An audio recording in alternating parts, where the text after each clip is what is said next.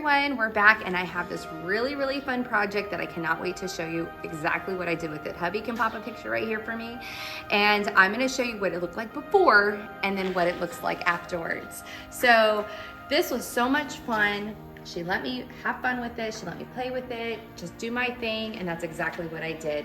I cannot wait to show you the steps in the video on how I actually did this. And don't forget, if you actually like the video, don't forget to like it, comment, and subscribe to our channel.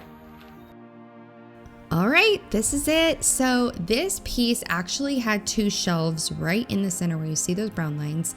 And I took those out and then I thought, oh, you know what? I should record this. So I went ahead and I started getting a recording video just to kind of show you the steps and the journey on how I revamped this beautiful piece. Now this was a client's grandmother's piece and she reached out. She wanted me to kind of do my thing to it, and that's exactly what I did. I went ahead. My first step was I did some sanding, cleaning first, then some sanding, and then I went ahead and removed the frame on this door as well as the other door, and I'm going to be putting a new piece inside the frame to give it a different look. I was tossing and turning between actual chicken wire and then also if I should just put a barn door X on it. I was like, I don't know, maybe let's do something different. So I went ahead and I used my CO2 laser to cut out a beautiful design, and I'll show you later on here in the video. But as I was taking out this center part, because it was old and fragile, it ended up breaking, and it had a fracture before in one of the areas on this door. So if you ever run into that problem, don't get scared, don't get nervous. It's not the end of the world. The best thing to do is just get some wood glue, and then wood glue, you need some clamping, and once the wood glue is done drying, you want to use a plastic wood putty, not the wood putty that is like a pink and then it turns brown whenever it's dry. I like using the plastic wood putty because it is fast drying. It has a funky acrylic smell, but it works like a charm. So if you're trying to get a project finished and done, that's not a big deal. You can definitely use that plastic wood putty and your door is as good as new. So I did get an inspo pick and it did have some reclaimed wood in it, but what I wanted to do was, because I was doing another solid white paint coat, I wanted to make sure that I had a good amount of contrast, but it didn't look too rustic.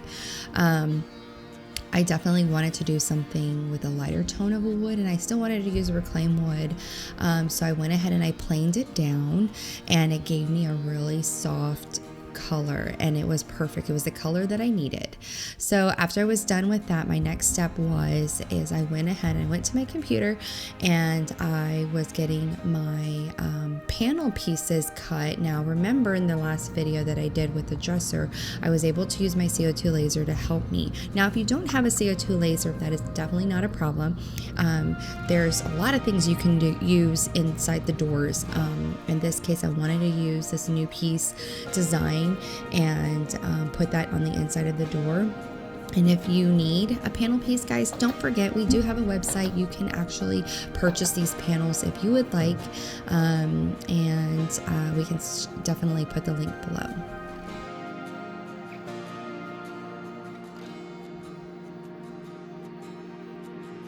So after I was done cutting out the new piece for my door on the CO2 laser, my next step was to go over to the door and go ahead and attach it. I didn't use a traditional 16 or 18 gauge brad nailer. I did use a micro brad nailer, and these nails are super tiny, but they hold and do the job so well. After I was done putting that in, I was on to putting on my pulls. I did decide to go with black just because I thought it was a good pop of color, and I thought, what a perfect way to give it that good contrast on the door. I did paint my top in a black. This black is my favorite color. It is a Valspar color. It's called Dark Kettle Black. And if you are still wanting a Sherwin-Williams paint color, you can definitely still get that. You can take your Valspar paint sample and take it over to Sherwin-Williams, and they can color match it for you. I definitely recommend doing that versus just taking them the card and saying, hey, can you color match this color? Because everybody's, according to Sherwin-Williams reps, they always tell me that it's best to have the paint itself to where they can color match it to the paint. So just keep that in mind whenever you're going to Sherwin-Williams and you're trying to get a Valspar into a Sherwin-Williams brand. After I was done painting, I was on to finishing my doors, and it looks amazing. I did like the color that I chose for the top as well as the industrial brackets, and I definitely needed a different pop of, or a pop of color, a pop of the black. So I decided, okay, let's do something fun that says coffee time up top, and it'll balance out the blacks throughout the piece. From the doors, you know, the empty space, it looks black, but it's not. It's just an empty opening, and it turned out amazing, guys. I am so excited.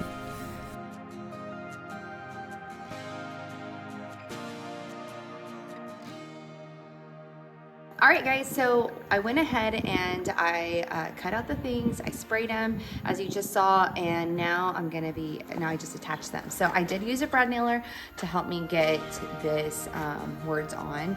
This does have wood boards in the back, so that definitely helps with the stabilization of the words. So yay. And that's a wrap, guys. I hope you enjoyed this video. For future videos and more DIY fun furniture flips and who knows what, make sure to subscribe to our channel, like the video if you liked it, and comment below if you have any other insights as far as what else we could do for future videos. We'll talk to you soon, guys.